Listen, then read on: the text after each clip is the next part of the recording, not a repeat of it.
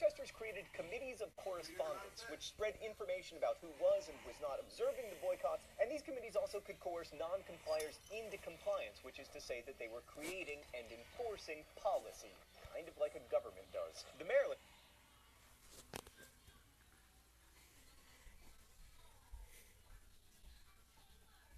Committee of Correspondence, in fact, was instrumental in setting up the first Continental Congress, which convened to coordinate a response to the fighting that started in 1775. This was back when Congresses did things, by the way. It was awesome. Anyway, the Continental Congress is most famous for drafting and approving the Declaration of Independence. You know, I thought,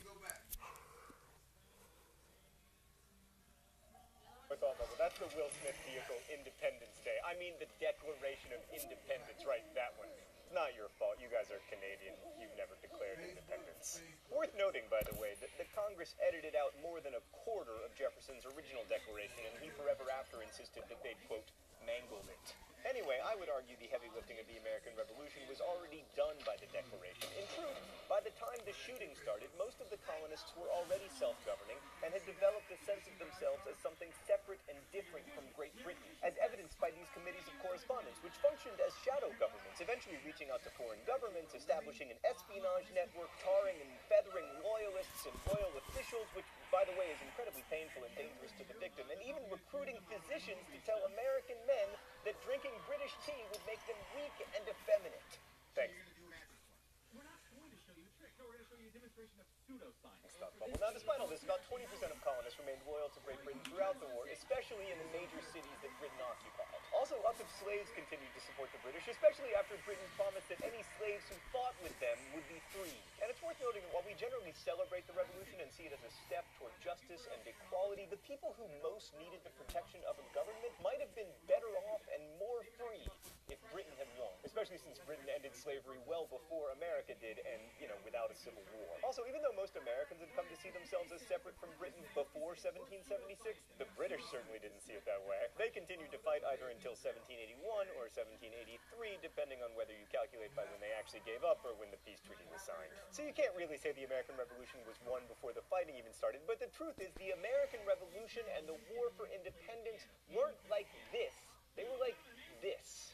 So here's what was pretty revolutionary about the American Revolution. The colonists threw off the rule of an imperial monarchy and replaced it with a government that didn't have a king, a radical idea in a world that didn't feature many non-monarchical forms of government. No longer read. That's right. We got these cards with words written on them, and these words also can be used. I will once again press your chronology. What? I'm gonna squeeze your head.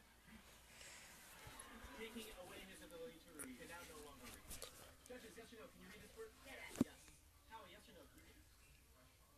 Yeah. Okay, go ahead and sound it out. What's not? Nah.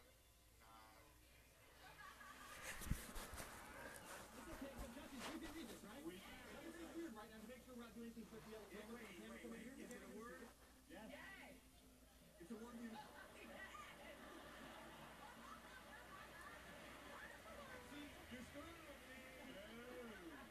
Government. And if you look at the explanations for the revolution, especially those contained in the Declaration of Independence and in pamphlets like Thomas Paine's Common Sense, there's definitely a revolutionary zeal that's informed by the Enlightenment. And that's especially true if you focus on the idea of liberty, as many of the pamphleteers did. That said, if you look at the actual outcome of the revolution, aside from the whole no king thing, it wasn't that revolutionary. Let's look, for instance, at two ideas central to the revolution: property rights and equality. So the Articles of Confederation gave the government no power to tax, which had the effect of making sure that people who had property were able to keep it because they never had to pay the government anything in exchange for the right to own and use it. And that's very different from taxation systems dating all the way back to Mesopotamia and ancient Egypt. And it's probably not a coincidence that most of